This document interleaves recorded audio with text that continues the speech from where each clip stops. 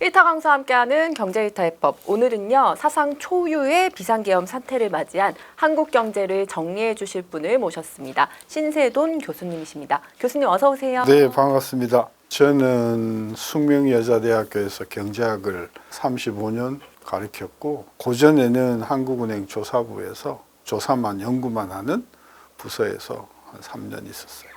교수님 첫 번째 질문부터 드려볼게요. 12월 3일 벌어진 이제 대통령의 계엄 선포부터 해제까지 이런 일련의 상황들이 한국 경제에 미친 어떤 영향 한번 먼저 설명해 주세요. 일단은 12월 3일 밤 11시 비상계엄이 터지기 직전까지 한국 경제가 그러면 편안했냐? 전혀 편안하지 않았죠. 한국 경제가 내년도 경제 성장률을 다 연구기관마다 막 낮추고, 특히 뭐 이제 트럼프 취임이라든지 이런 것으로 굉장히 우리 경제가 어둡다라고 하고 있는 참이었는데, 이제 갑자기 비상계엄이 터졌잖아요. 깜짝 놀랐죠. 그리고 지금 젊은 세대들은 비상계엄이 뭔지를 뭐 서울의 봄에서나 봤지, 우리 같은 이제 60대 넘어가는 세대들은 그 비상계엄이 얼마나 무서운 건가를 피부로 느꼈던 사람이기 때문에 전 자다가 진짜 깜짝 놀랐고, 이게 지금 꿈 아닌가 했는데, 물론 이제 뭐 몇 시간 만에 비상계엄이 해제가 됐어요. 근데 그 비상계엄 해제라고 하는 것이 어마어마한 불확실성을 던져준 거죠. 왜? 탄핵 되나? 그렇죠. 그 다음에 탄핵 되면 또 누가 되나? 어떤 정부가 들어서나? 그리고 탄핵이 되고 대선이 치러지고 하기까지 몇 달이 걸릴 텐데, 그동안에 국민들이 가만히 있을까? 그래서 비상계엄 때문에 발생한 탄핵 때문에 한국 경제는 엄청난, 말하자면 불확실성의 수소폭탄이 여러 개가 떨어진 것이다. 따라서 이게 한국 경제에 미치는 영향이 어떨 것이냐라고 하는 거는 앞으로 6, 7개월 동안 진행되는 이 프로세스가 어떻게 전개되느냐에 따라서 굉장히 큰 부정적인 그 충격을 줄 수도 있고, 또 놀라울 정도로 안정적으로 문제를 해결할 수 있다. 그래서 한마디로 굉장히 지금 앞이 어떻게 될 건지 좀 불확실한 상황이 저는 벌어진 거라고 보는 거죠. 이 가운데 이제 내일이죠. 이제 대통령 탄핵이 또 가결되거나 부결되거나 이제 또 그거에 따른 예상 시나리오가 좀 다를 것 같은데, 그 시나리오를 좀 어떻게 보고 계신가요? 일단은 뭐 지금 분위기로 보면은 가결이 되는 걸로 지금 돼요. 그래서 가결될 가능성이 저는 80% 넘는다고 보고, 그러면 가결된 문제가 해결되냐? 아니죠. 문제의 시작이죠. 왜 그러냐면 일단은 국회에서 가결이 되면 그 다음에는 이제 그 탄핵이 되냐 안 되냐를 헌법재판소에서 결정을 하는데, 이 헌법재판소가 지금 구성원 9명이 다 안 차여 있어 갖고 6명밖에 없어요. 그러면 그 헌법재판소의 그 결정은 3분의 2가 있어야 되는데, 그럼 9명에 6명만 있는데 6명이 다 찬성을 해야만 되잖아요. 그럼 그 과정에서 정치권에서는 뭐 몇 명을 더 채우자고 이미 2명을 추천했어요. 근데 그걸 또 임명을 누가 하냐? 대통령이 해요. 그럼 대통령이 지금 임명권이 있냐 없냐? 뭐 지금 윤석열 대통령 어제 담화를 통해 가지고 자기가 임명권을 뭐 이렇게 행사를 하겠다라고 하는데, 만약에 행사한다 그러면 안 해줄 거거든요. 자기한테 불리하니까. 그래서 탄핵이 국회에서 내일 결정이 된다고 하더라도 이게 문제가 뭐 단추가 풀려가는 게 아니고 안 풀린 단추가 한두 개 더 생기는 것이다. 따라서 탄핵 그 헌법재판소에서 탄핵 결정이 나기까지 저는 몇 달 동안 굉장히 어려운 혼란이 있을 거라고 보고, 국회의원들이 서로 떠드는 거는 뭐 주식이 나한테 그렇게 큰 영향을 안 준다고 봐요. 왜? 하도 많이 떠들었기 때문에. 문제는 10만 명, 20만 명, 50만 명, 100만 명의 인파들이 그 추운 겨울에도 불구하고 여의도뿐만이 아니라 광화문에 이게 넘쳐난단 말이죠. 그걸 보는 외국인들은 얼마나 불안하겠어요. 우리는 사실은 뭐 여의도에서 막 그러고 그래도 늘 해왔던 거기 때문에 우리는 불안을 못 느끼잖아요. 근데 외국인들은요, 야, 한국 여행 가도 되는 거야? 뭐 내일 모레 뭐 터지는 거 아니야? 이런 불안감이 실제로 외국인들한테는 있대요. 그러면 그 사람들이 한국의 주식을 갖고 있다고 하면 불안하지 않겠어요? 저는 그래서 앞으로 탄핵이 가결된다고 하더라도 불확실성이 해소가 하나가 되는 게 아니고 앞으로 이 불확실성은 더 커지는 것이다. 골드만삭스가 이번 탄핵 전국은 지난 탄핵 전국들과는 달리 경제에 미치는 충격이 좀 더 크다, 하방 리스크가 더 커 보인다, 이렇게 좀 분석을 했다고 하는데요. 이 의견에 대해서 어떻게 생각하시는지 궁금하고, 또 지난 2017년 박근혜 정권 당시 이제 탄핵됐던 것과 비교를 좀 해주시자면. 전 진짜 생각하기 싫은, 뭔가 탄핵이라는 것 자체가 생각하기 싫은 그 주제이긴 하나, 2016년도, 17년도의 탄핵은 이슈가 조금 가벼웠어요. 최순실이었거든요. 최순실이가 뭐 총칼을 들었나요? 그냥 뭐 박근혜 뒤에서 옷이나 만져주고 하면서 이 양반이 이제 국정농단을 했다는 거잖아요. 그러니까 그 탄핵의 가능성으로 보면, 또 탄핵이 되는 사건의 경미성으로 보면 이번은 2016년도에 100배쯤 된다고 봐야죠. 엄청 큰 것이죠. 그게 이제 하나가 있는데, 2016년도, 17년도 박근혜 탄핵을 하면서 그때 탄핵 찬성표가 230몇 표가 나왔어요. 굉장히 많이 나왔는데, 그때 주가는요, 제가 가서 보니까 70포인트도 안 떨어졌어요. 2040에서 1970으로 떨어졌으니까 70포인트니까 퍼센트로 따지면 뭐 얼마 안 돼요.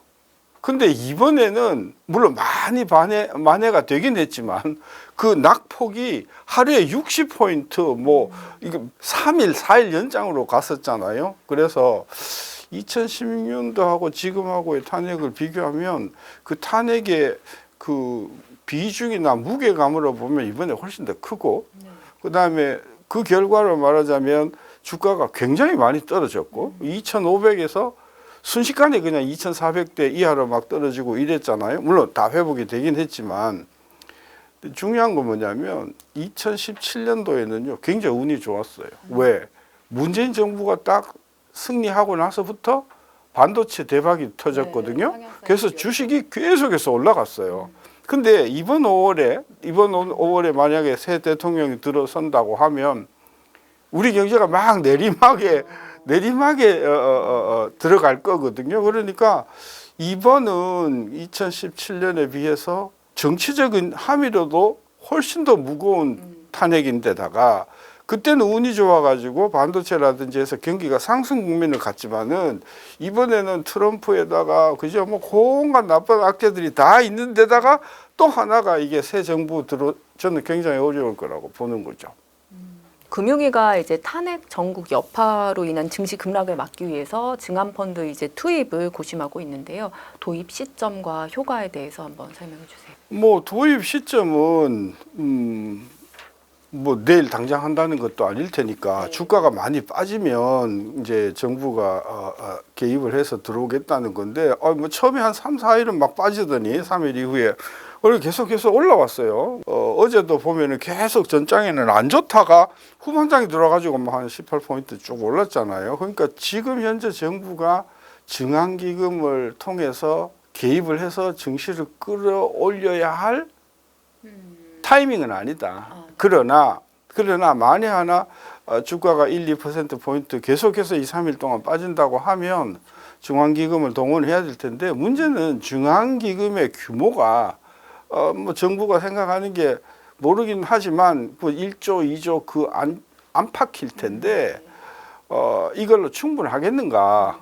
저는 그래서 중앙기금에 대해서는 유동성을 미리 확보해두고 국민의 불안이 없도록 좀 과감한 규모를 발표를 해서, 만일의 경우 증시가 특별히 불안하면 우리 그 금융당국에서는 만반의 그 증시 안정책을 가지고 있다 하는 것을 보여줘서 국민을 안정시킬 필요는 있다고 보는 거죠. 교수님께서 이제 전국이 수습되지 않는다면 원달러 환율 이제 1,500원 선도 보장을 할 수 없다고도 이렇게 이야기를 해주셨었는데, 향후 원화 가치에 대해서 전망을 해주신다면. 우리가 지금 1,430원대거든요. 계엄을 이야기하는 그날 밤에 여객시장에서는 1,460원까지 올라갔었는데, 근데 이게 2022년 10월에 1,450원까지 한번 잠깐 가까이까지 갔었어요. 그래서 지금 1,450원이라고 하는 게 우리가 밟아보지 못했던 땅이 아니라 이 말이지. 2년 전에 우리가 갔었거든요. 그래서 1,450원은 절대로 마지노선이 아니다. 이게 1,500원 충분히 갈 수가 있다. 관건은 뭐냐 하면 두 가지예요. 외국인들이 한국의 시장에 대해서 이 진짜 이 가망이 없다, 불안하다 해서 돈을 빼는 게 하나 있고요. 그걸 이제 우리가 제일 많이 우려하잖아요. 근데 사실 더 우려하는 게 있어요. 사람들이 지적을 안 해요. 지난 2년 동안 우리나라에서 밖으로 많이 돈이 빠져나갔는데 밖으로 나간 돈의 주인이 외국인이 가져나가는 것도 있고 더 큰 규모가요. 우리나라 사람들이 해외 투자하는 거예요. 그러니까 제가 보기에는 환율 안정성의 가장 중요한 관건은 외국인들이 팔고 갖고 나간다는 게 아니고 우리나라 사람들이 한국 시장에 대한 믿음을 갖지 못해서 우리나라 사람들이 해외 투자하는 거죠. 기관이 됐든 개인이 됐든. 그래서 지금 특히 금년에 들어와가지고 나타나는 현상이 뭐냐면 우리나라 이 국장에 참여하는 개인 투자가들이 한국 시장을 못 믿는 거예요. 아니 뭐 믿기 싫어서 못 믿는 게 아니라 실적 자체가 1년 해보니까 안 나오는 거예요.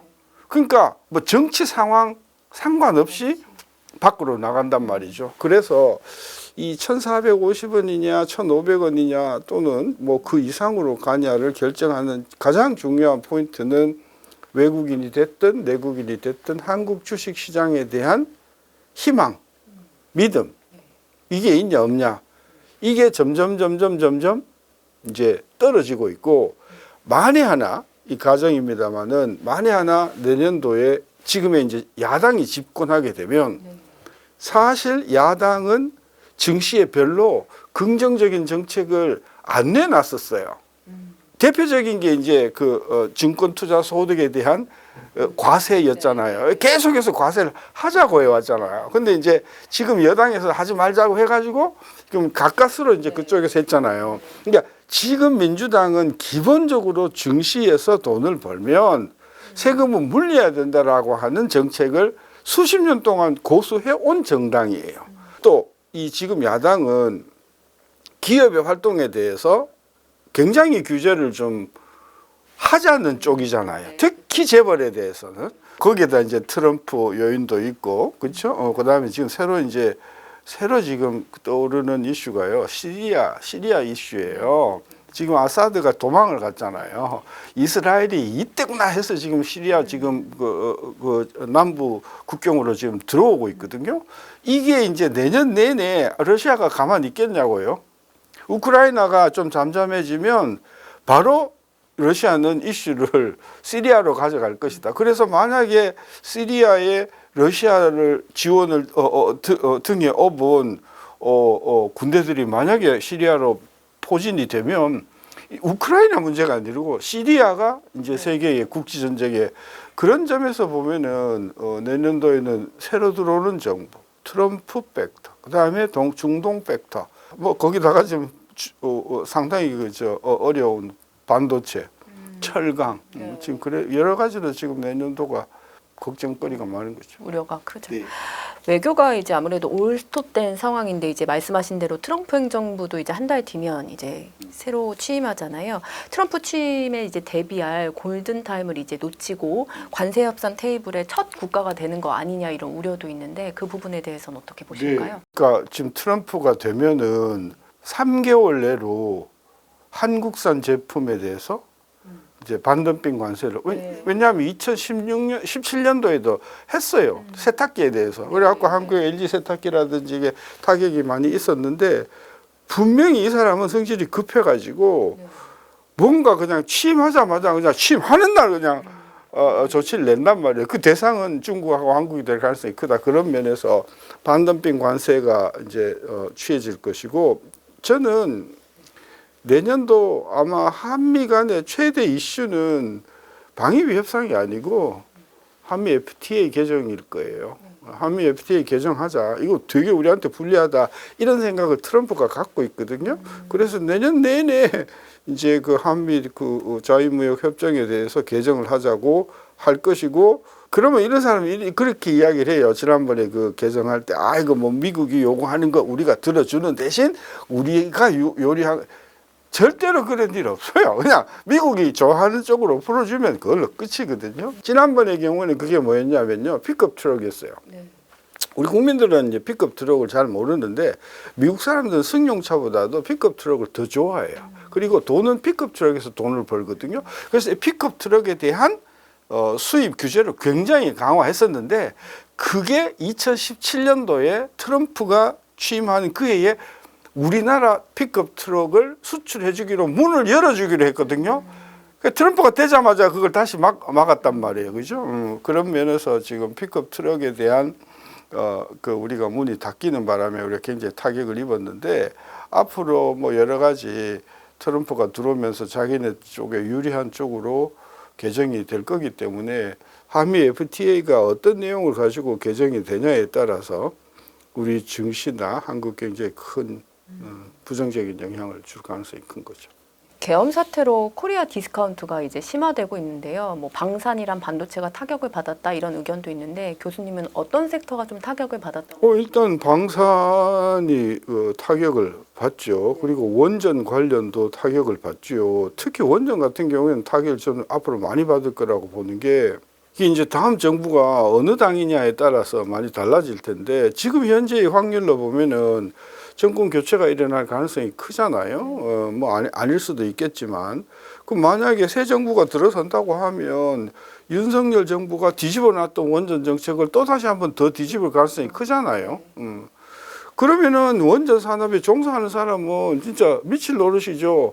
그동안 어렵다가 윤석열 정부 때 좋다 해가지고 또 그냥 수백억을 투자를 했는데 이게 또다시 엎어지면 그러잖아요. 그리고 민주당의 기본적인 정책이 뭐냐면 평화잖아요. 무기를 생산한다?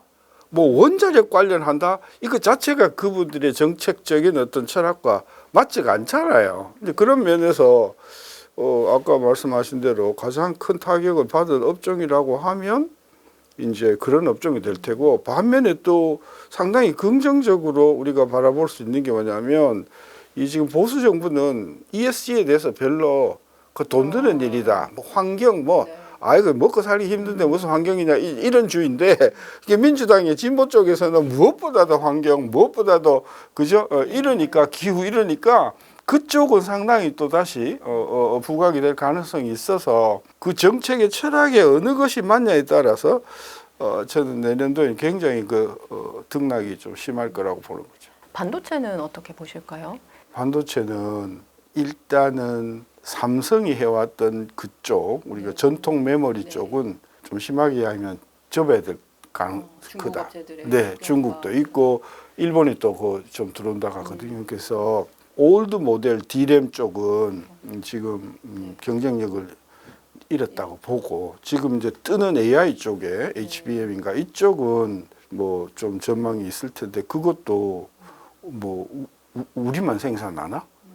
SK만 생산하냐고, 그죠? 그리고 미국 자체가 이 반도체가 이게 다른 나라에서 생산해 갖고 수입하면 불안하다 이게.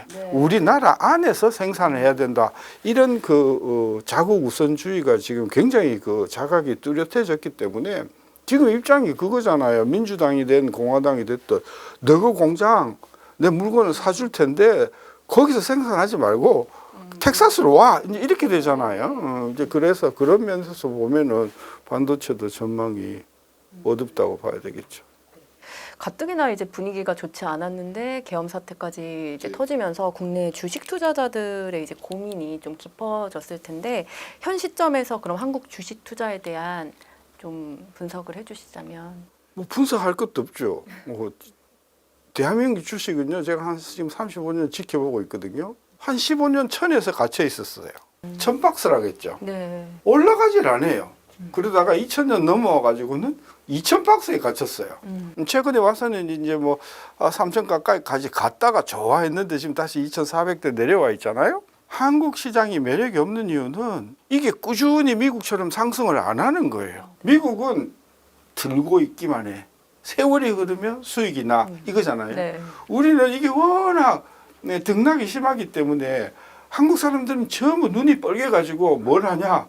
언제 살 타이밍이냐? 그리고 언제 팔 타이밍이냐? 그러니까 사람들이 조금만 벌면은 현실화하고 털고 나오는 것이죠. 그래서 한국의 그 디스카운트 이야기를 많이 하는데 이게 뭐 정부의 규제 때문이라고 하고 뭐 문제가 많기도 해요. 기업의 문제도 있고 정부의 문제도 있는데 저는 가장 근본적으로 제가 이게 나쁘다는 이야기가 아닙니다. 우리나라 주식 투자가들의 그 주식에 대한 기본적인 태도가 단기 투자 중심이다.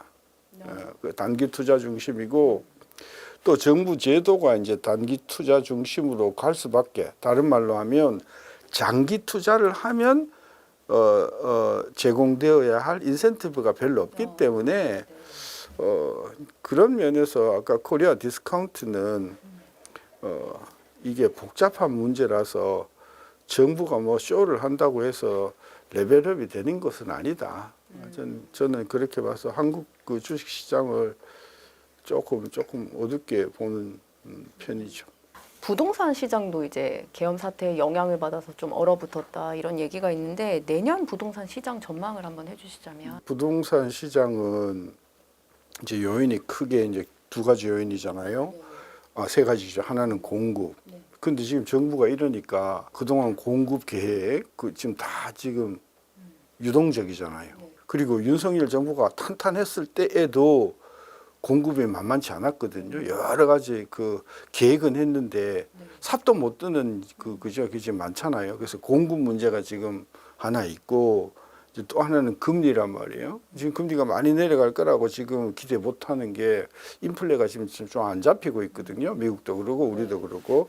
그래서 금리가 많이 안 내려갈 것이다. 셋째, 경기가 더 안 좋다. 그럼 아무리 주식 시장이 뭐 돈이 많고 그렇다 해도 기본적으로 경기가 안 좋으면 일자리가 없는 거고 일자리가 없으면 소득이 없는 거고 그러면 집을 살 엄두를 못 내잖아요.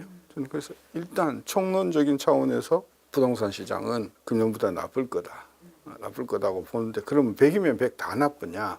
100 다 나쁘진 않다. 그 나쁜 중에서도 예컨대 지방보다는 서울 중에서도 강북보다는 강남 중에서도 송파보다는 이런 그거가 있는데 문제는 뭐냐면 그래 강남이 좋아 서초가 좋아 근데 이 서초나 강남의 물건들은 워낙 고가기 때문에 돈이 있는 사람 아니면 접근을 못 하잖아요. 그런 면에서 부동산 시장이 내년에도 그래도 눈이 확 뜨일 정도로 좋은 시장이 있긴 있겠으나 서민하고는 아무 상관없는 것이 돼서 그림의 떡이 될 가능성이 크다. 해외 여행 중에 얼마 전에 원화 환전을 이제 거부당한 사례가 나왔다고 하더라고요. 이런 비상계엄 사태로 인해서 이번 사태로 국가 이미지에 타격을 입었다 이런 얘기 있는데 네, 근데 그 환전은 아주 극히 예외적인 경우고요. 네. 아니 그 이번에 계엄이 아니어도 환전 안 해주는 경우가 뭐 몽고에서도 있고 그죠? 인도네시아 나는 그 케이스 하나를 가지고 한국의 신인도가 막 나빠졌다고 이렇게 이야기하는 건 좀 심한 것이고 일단은 한국의 상태가 생각하는 것보다는 지금 외국 사람들이 굉장히 지금 불안하고 막 총알이 날아가고 그런 줄 알거든요. 이런 인식을 심어줄 필요가 있잖아요. 그러니까 한국 가도 아무 문제가 없다는 인식을 누가 해야 돼요? 정부가 백날 떠들어봐요. 윤석열 대통령 말 믿나요? 안 믿잖아요. 국회의원들 서로 그냥 치고받고 하는데 믿나요? 안 믿어요. 그걸 누가 믿게 하냐면 길거리에 나와서 데모하는 사람들이 그걸 믿게 해줘야죠.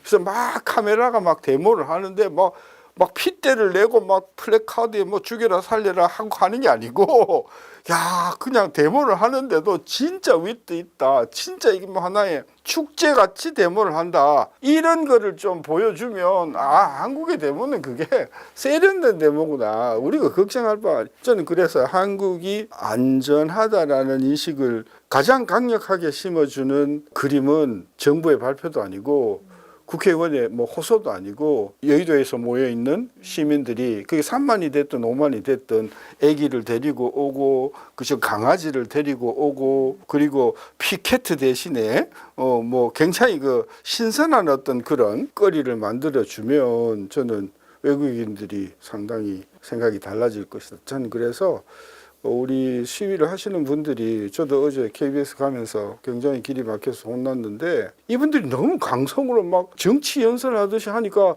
제가 불안하더라고요. 한국말을 알아듣는 사람도 불안하면 못 알아듣는 사람이 지나가면서 막 방송에다 대놔놓고 막 그러면 얼마나 겁나겠어요. 그렇죠? 그래서 그 말씀을 하시더라도 웃어가며 부드럽게 이야기해도 충분히 뜻을 전달할 수 있는 거 아니에요? 탄핵시킵시다 하고 웃으면 되는 건데 이거 뭐 총칼 그러고 뭐 죽이네 살리네 이러면은 저는 그래서 시위하는 문화가 저는 조금 더 이렇게 누그러뜨려진 그런 분위기로 시위를 하면 그게 전 세계를 타면서 한국의 그 시위는 우리가 생각하는 70년대 시위가 아니다. 저는 그렇게 봐요. 시위 얘기를 해주신 김에 시위에 이제 여성 참가자도 좀 늘고 있고 젊은 층도 요즘에 많이 시위에 참석하고 있는데요. 그 부분에 대해서는 좀 어떻게 보고 계신지 궁금합니다. 한 두 가지가 있는 것 같아요. 첫째는 이제 젊은 층이라고 하면 이제 20대, 30대일 텐데 이분들이 경제적으로 제일 불만이 많잖아요. 그러니까 도대체 국가가 날 위해서 뭘 해주냐 하는 불만이 있단 말이죠. 근데 그걸 호소할 때가 그동안 없었단 말이죠. 호소를 해봤자 아무도 안 들어주는 것이죠. 그리고 원서 들고 그냥 수십 군데 면접하러 다니느라고 스트레스가 쌓일대로 쌓여 있을 거 아니에요? 이걸 어디 가서 풀겠어? 뭐 극장에 가서 풀겠어요? 뭐 술 마시는데 돈도 드는데 저는 그래서 이 젊은 세대들이 자기들의 정치적인 아이덴티티를 즉 나 존재하는 사람이고 한국 정치에 대해서 나도 할 말이 있다라고 하는 것을 저는 보여준다는 차원에서 20대 30대가 저는 많이 참여하는 거라고 보고요. 그러니까 그렇게 참여를 하게 되는 이제 배경에는 이 사람들이 어렵다는 것이죠. 그런 이제 저는 부분이 하나 있고 30대의 경우에는 우리가 주목할 사실이 있어요. 요즘 결혼 많이 한대 안 한대요? 아니요. 맞아. 늘어나고 있어요. 최근에는 늘죠. 네, 왜 늘어나는지 아세요? 20대, 40대, 50대 인구가 줄어요. 왜? 안 낳았어 그때. 근데 30대는 굉장히 늘고 있어요. 30대 인구만 는다니까 대한민국에. 왜 30대가 느냐고 30대가 출생하던 시절에 1990년대에 경기가 되게 좋았어. 그때 부모님들이 애를 굉장히 많이 낳았어. 나왔군요. 그래서 그때 숫자가 확 늘어나는 바람에 30대 일자리도 많아지고 30대 결혼도 많아지고 30대 출생도 많아지는 거예요. 그래서 최근에 30대 결혼이 많아지는 걸 가지고 정부는 자기가 잘나서 그랬대요. 그게 아니고 이분들이 출생하던 연도인 1990년대에 경기가 너무 좋아가지고 그때 굉장히 애를 많이 낳았어요. 그랬기 때문에 30대 지금 참여가 정치적으로 많은 이유는 그때 인구가 많이 늘어갔고 시민 의식이 조금 더 성숙해져서 그것도 그런 것도 있고 있지 않을까요? 그다음에 경제도 나쁘고 인간도 많아졌고 해외에도 혹시 한국의 이제 비상계엄 사태, 이번 비상계엄 사태와 같은 유사한 사례가 좀 있을까요? 없죠. 아니 뭐 있다면 뭐 듣도 보도 못하던 나라들 아니겠어요? 예를 들면 뭐 베네수엘라라든지 도대체 지금 어느 구석에 있는지 알 수도 없는 그죠? 뭐 아르헨티나라든지 뭐 아르헨티나는 뭐 비교적 잘 알려진 나라고 맨날 그 데모가 일어나고 혁명이 쿠데타가 일어나는 나라니까 익숙한데 아니 비상계엄도 대부분 이제 쿠데타하고 관련되어서 일어나는 거거든요. 근데 이번에 그거는 쿠데타하고 전혀 상관없이 일어난 거잖아요. 그렇죠. 예를 들면은 군대에 계신 별 2개짜리가 자기 부대 2,000명을 이끌고 갑자기 국회에 쳐들어와 가지고 쿠데타를 일으키면서 이런 게 아니잖아요. 벼랑간 그냥 자고 있는데 그냥 사람을 깨워갖고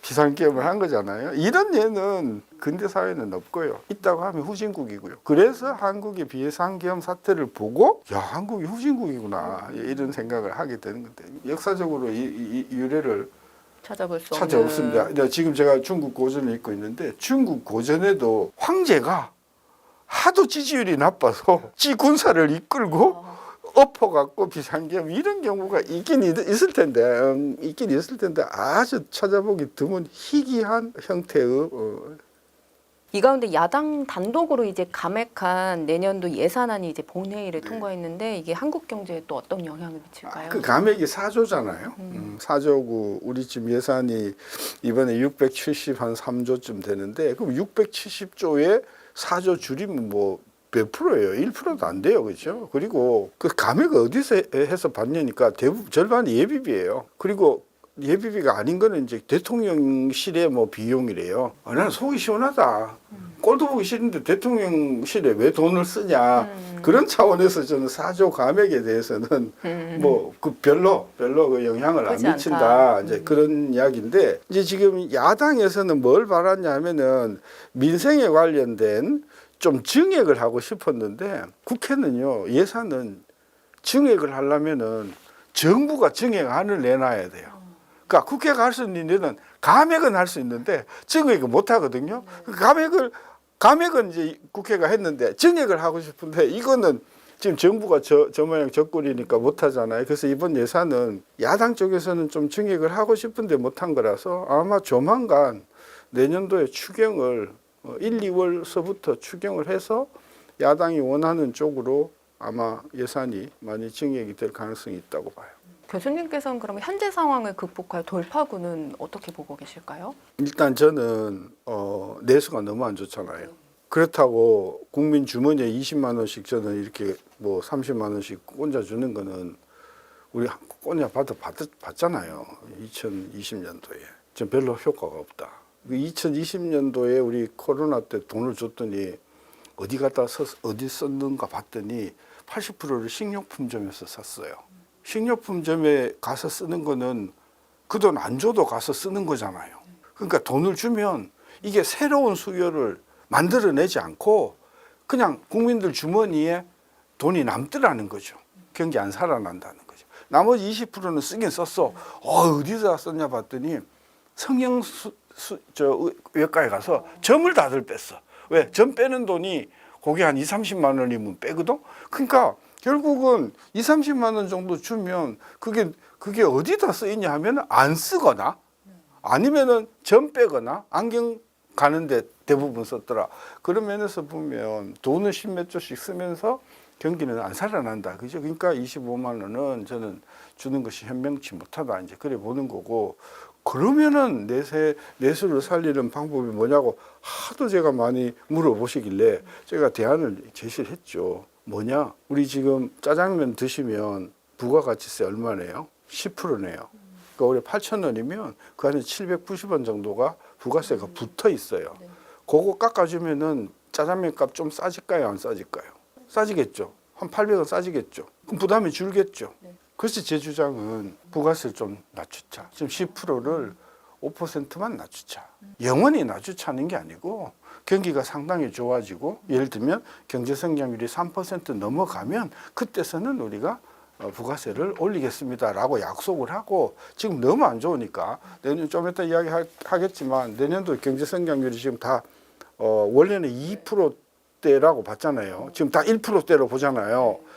저는 1%가 안 나올 가능성도 있다고 봐요. 0.8% 이렇게.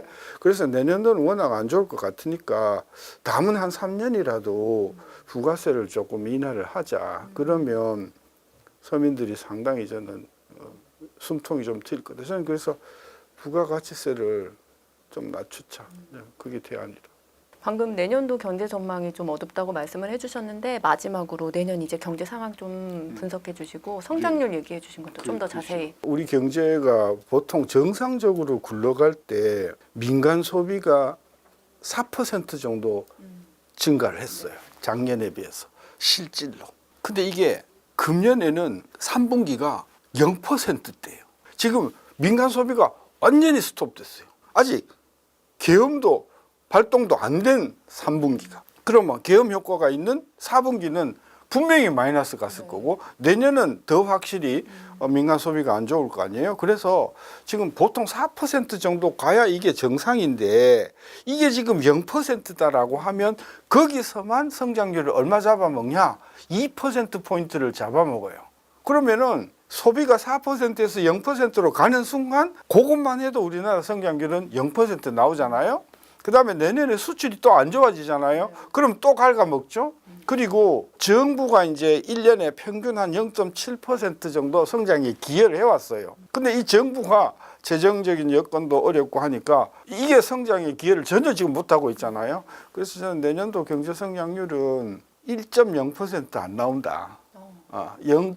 뭐 이렇게 나올 거고 0. 얼마로 나오는 거는 어느 정도로 나쁜 거냐 하면 금융위기가 발생한 다음에 2009년도에 우리가 0%대 성장했어요. 그리고 이제 코로나 때 따라서 내년도 경제 성장률은 거의 금융위기 직후에 버금가는 0% 성장 간다는 게 저는 거의 확실하다고 보죠. 교수님과 함께 비상계엄 사태로 인한 한국 시장에 대해서 짚어봤습니다. 교수님 오늘 말씀 감사합니다. 네, 감사합니다.